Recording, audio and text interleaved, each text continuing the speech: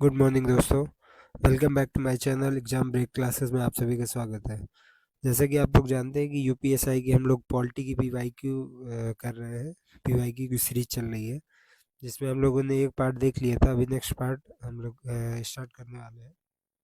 तो और उससे पहले हम लोगों ने मतलब और भी वीडियो डाल रखे हैं जिसमें कि ये जो 2025 में यूपीपीसीएस का पेपर हुआ था उसमें भी पॉलिटी के बहुत अच्छे अच्छे क्वेश्चन आए थे।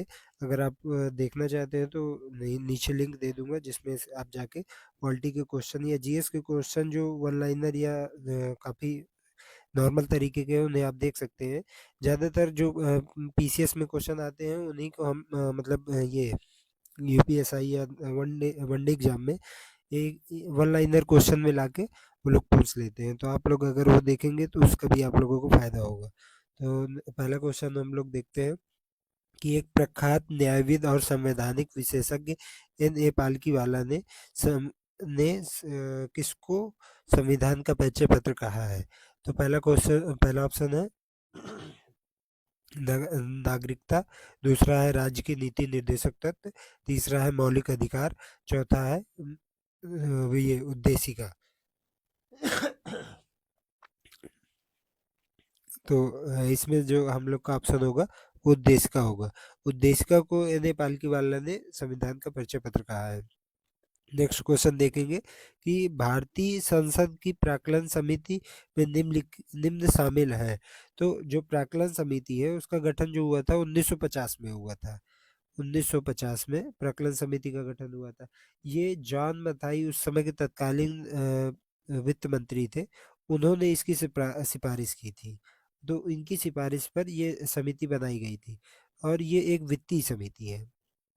तो इसमें जो केवल जो है वो वो लोकसभा के सदस्य इसमें शामिल होते हैं। राज्यसभा के सदस्य एक भी शामिल नहीं होते। और इसके सदस्य जो होते हैं वो 30 सदस्य होते हैं। 30 के 30 सदस्य राज्यसभा वो लोकसभा से शामिल होते हैं। तो नेक्स्ट क्वेश्चन देखेंगे। तो संविधान संशोधन अधिनियम ने एक नया निदेशक तत्व जोड़ा जो राज्य को पर्यावरण की रक्षा और सुरक्षा करने के निर्देश देता है। तो ये जो आपका नेक्स्ट क्वेश्चन इसमें है कि नीति निर्देशक तत्व में पर्यावरण की रक्षा और सुरक्षा जो आर्टिकल जोड़ा गया था वो था 48A। तो 48A जो है वो 42वां संविधान संशोधन में जोड़ा गया था। और इसी के साथ में ये 48A एक आर्टिकल जोड़ा गया था, एक जोड़ा गया था 39A। तो 39A जो है वो निःशुल्क विधिक सहायता के लिए जोड़ा गया था कि जो लोग पैसों के अभाव से न्याय से दूर ना रह सके। तो इसलिए जो 42वां संविधान संशोधन हुआ था उसमें आर्टिकल 39A जोड़ा गया था। और एक जोड़ा गया था 43A। 43A जो है वो सहकारी समिति में श्रमिकों की भागीदारी से संबंधित था कि सहकारी समितियों में श्रमिकों की भी भागीदारी सुनिश्चित कराई गई थी। वो है आर्टिकल 43A। और जो 44A मतलब ये जो संविधान संशोधन 44वां संविधान संशोधन है इसमें आर्टिकल 38 को 38 का पार्ट 2 मतलब इसमें जोड़ा गया था जिसमें ये सामाजिक आर्थिक और राजनैतिक असमानता को कम करने की बात कही गई थी। तो हम नेक्स्ट क्वेश्चन अब देखेंगे। नेक्स्ट क्वेश्चन है सूचना का अधिकार अधिनियम 2005 के तहत प्रावधान करता है कि सभी नागरिकों को सूचना का अधिकार होगा। तो ये जो है वो उसकी धारा जो है सेक्शन वो धारा 3 में सूचना के अधिकार में ये बात कही गई है। नेक्स्ट क्वेश्चन देखेंगे कि केंद्रीय सूचना आयोग ने एक मुख्य सूचना आयुक्त होता है और सूचना आयुक्त होते हैं जिनकी संख्या मतलब संख्या पूछे कि कितने से अधिक नहीं होती है। तो इनकी संख्या 10 से अधिक नहीं होती है। इसमें एक अध्यक्ष और 10 अन्य सदस्य होते हैं। तो किस आर्टिकल के तहत भारत का संविधान यह प्रावधान करता है कि भाषाई अल्पसंख्यक समूहों के बच्चों को शिक्षा के प्राथमिक स्तर पर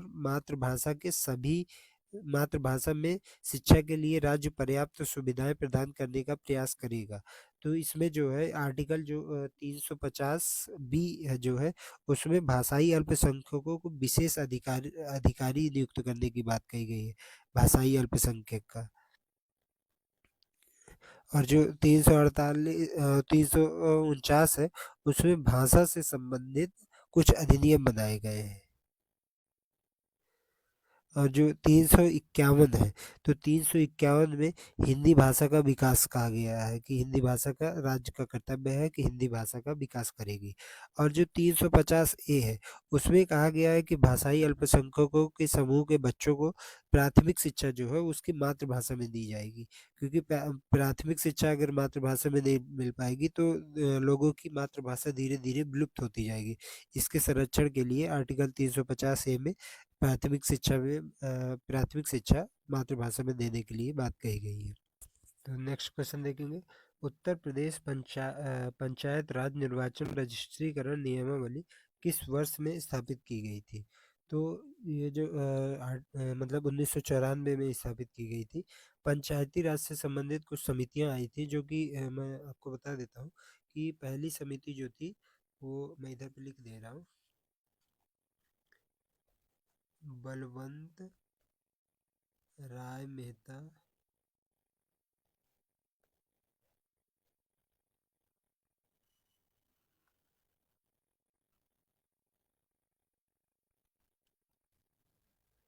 बलवंत राय मेहता समिति आई थी, जो कि मतलब 1957 में आई थी। नेक्स्ट जो आई थी वो आई थी अशोक मेहता समिति 1977 में।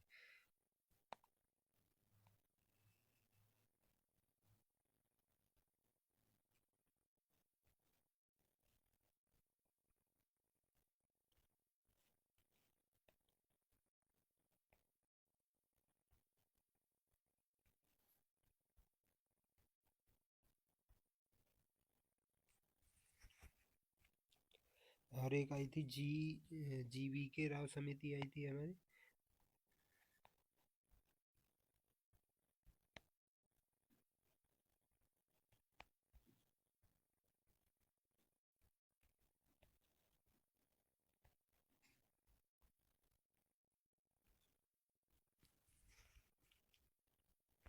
ये 1985 में आई थी। और नेक्स्ट आई थी एल एम सिंधवी समिति 1986 में।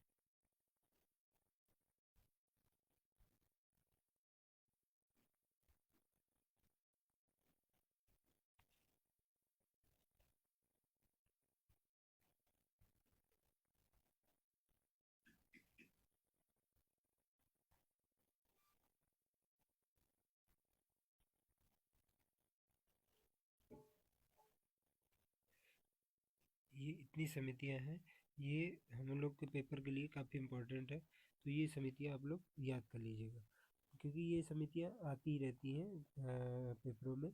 इन समितियों से संबंधित कई क्वेश्चन बने हुए हैं जो आते रहते हैं, तो ये समितियां याद कर लीजिएगा।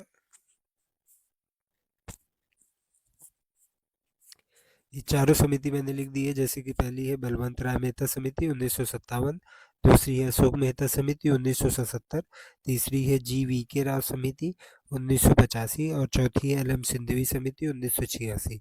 तो ये समितियां जो है वो पेपरों में आती रहती है, तो इन समितियों को आप याद कर लीजिएगा। बाकी जब हम लोग पॉलिटी में ये समितियां देखेंगे तो इन्हें डिटेल से देखेंगे कि किसमें संवैधानिक दर्जा दिया गया, किसमें मतलब एक स्तर, 2 स्तर की पंचायती राज की बात की गई, किसमें 3 स्तर की बात की गई, तो ये हम लोग पॉलिटी में देखेंगे। पॉलिटी का हम लोग का जो सीरीज चल रहा है उसमें हम लोग ये मतलब ये डिटेल में देखेंगे। और नेक्स्ट क्वेश्चन है कि राष्ट्रीय आपात की अवधि के दौरान लोकसभा के कार्यकाल को संसद के दौरान कानून के द्वारा एक बार में कितने वर्ष के लिए बढ़ाया जा सकता है? तो एक बार में 1 वर्ष के लिए बढ़ाया जा सकता है। नेक्स्ट क्वेश्चन देखेंगे, किसके पास भारतीय संविधान के अनुच्छेद 143 के तहत सर्वोच्च न्यायालय से राय लेने का अधिकार है? तो भारत के राष्ट्रपति को है, आर्टिकल 143 के तहत। इसमें ये है कि ये राष्ट्रपति को किसी भी संवैधानिक मामले पे अगर न्यायालय से कोई सहमति चाहिए होती है, तो कोई सलाह चाहिए होती है, तो वो भारत के मतलब सर्वोच्च न्यायालय से राय मांग सकता है। मगर इधर पे न्यायालय जो है वो संवैधानिक मामलों पर राय देने के लिए बाध्य है। बाकी राजनीतिक मामलों में अगर राष्ट्रपति कोई राय मांगता है तो उसमें ये न्यायालय बाध्य नहीं है कि वो सलाह दे ही दे। नेक्स्ट क्वेश्चन देखेंगे कि निम्नलिखित में से किस राज्य के पास भारतीय संविधान की 5वीं अनुसूची के तहत क्षेत्र है। तो इसमें हमारे पास मतलब गुजरात के पास 5वीं अनुसूची के तहत अनुसूचित क्षेत्र है।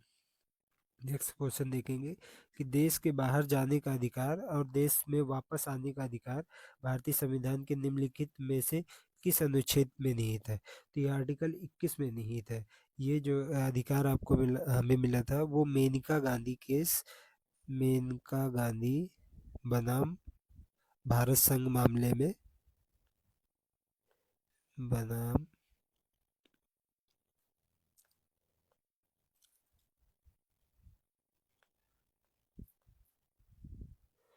भारत संघ।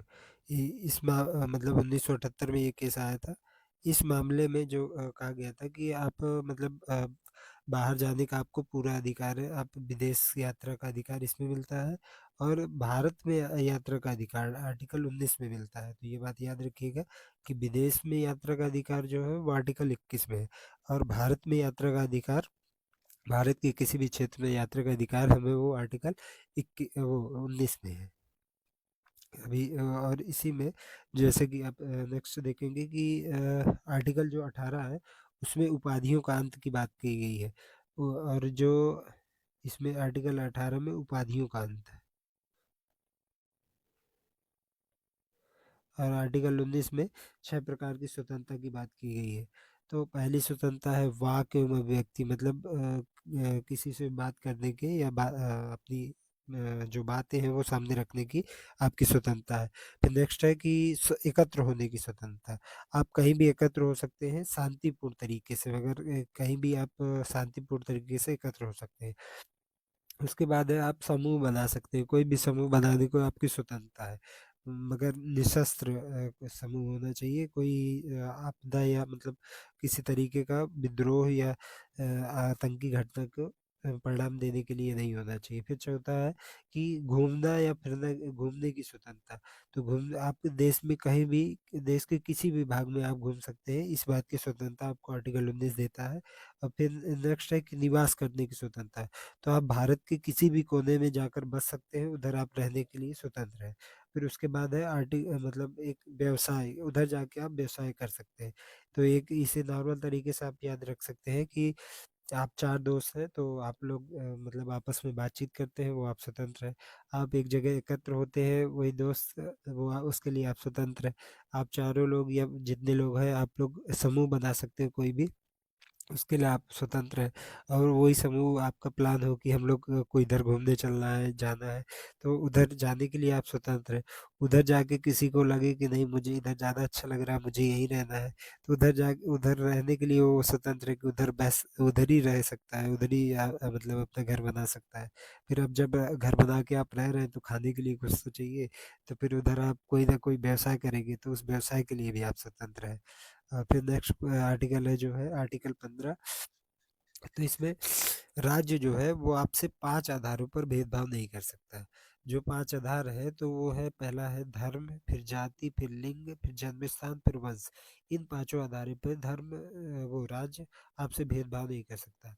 ये मतलब ये तो हम लोगों ने एक ओवरव्यू है देखा है। अभी जो हम जब पॉलिटी पॉलिटी में ये आर्टिकल्स देखेंगे तो इनके डिटेल्ड मतलब इनमें भी जैसे आर्टिकल 15 में 6 पार्ट है कि आर्टिकल 15 ए, 15 बी, 15 2, 15 3, 15 4, 15 5, 15 6। तो इनके पूरे डिटेल मतलब सभी पार्ट देखेंगे। और उपाधियों के अंत में भी है कि मतलब कौन उपाधियां ले सकता है कौन नहीं ले सकता है। तो उसे डिटेल्ड हम लोग यही अपनी पॉलिटी की क्लास में देखेंगे। अभी इधर इतना टाइम नहीं है कि हम लोग पूरी मतलब डिटेल देख सके। तो नेक्स्ट क्वेश्चन देखेंगे कि जब राज्य विधायिका को निलंबित या भंग कर दिया जाता है तो संसद राज्य के लिए कानून बनाने की शक्ति को सौंपती है, मतलब किसको सौंपती है। तो हम मतलब जब राज्य की वो राज्य में राष्ट्रपति शासन लग जाता है, तो भारत के राष्ट्रपति के पास वो शक्तियाँ चली जाती हैं कि उसमें कानून बना सकता है। ये आर्टिकल 356 के तहत होता है।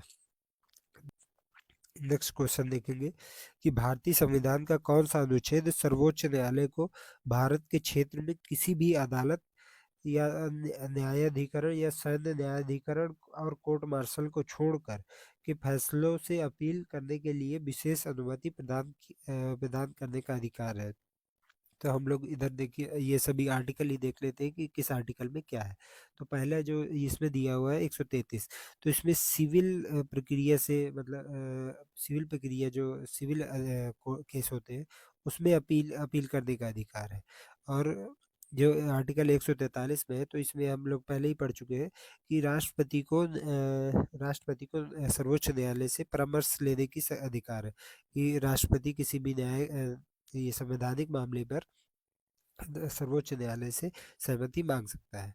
और नेक्स्ट आर्टिकल देखेंगे कि आर्टिकल 134, आर्टिकल 134 में जो है वो आपराधिक अपीली अधिकार है, मतलब आपराधिक मामलों पर जो सर्वोच्च वो हाई कोर्ट या लोअर कोर्ट जो फैसला देगी उसको उसका अपील करने का अधिकार हमें सर्वोच्च न्यायालय पर है। तो वो आर्टिकल 134 में।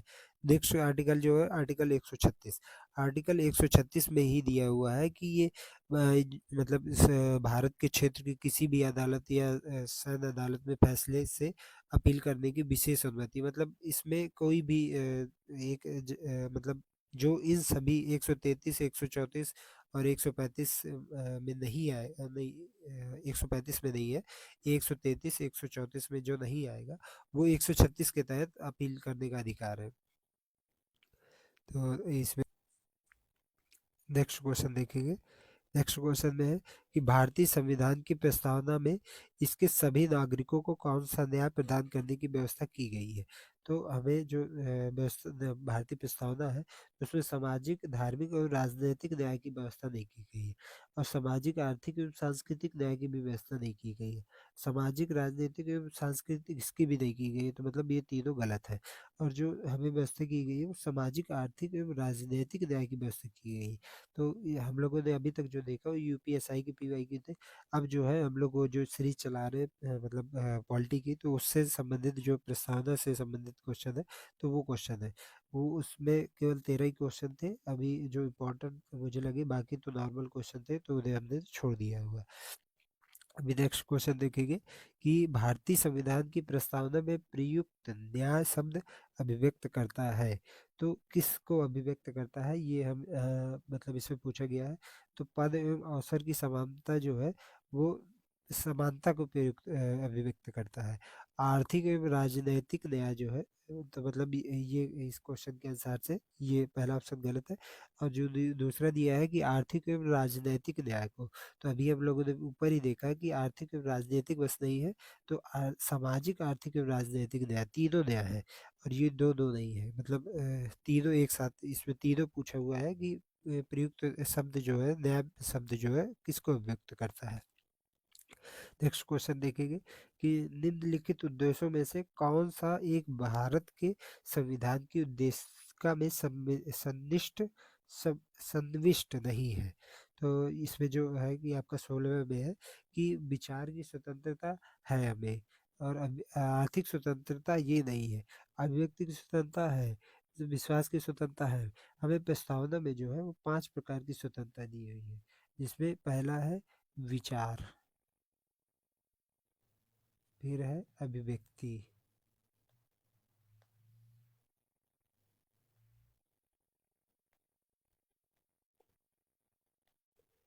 फिर है विश्वास,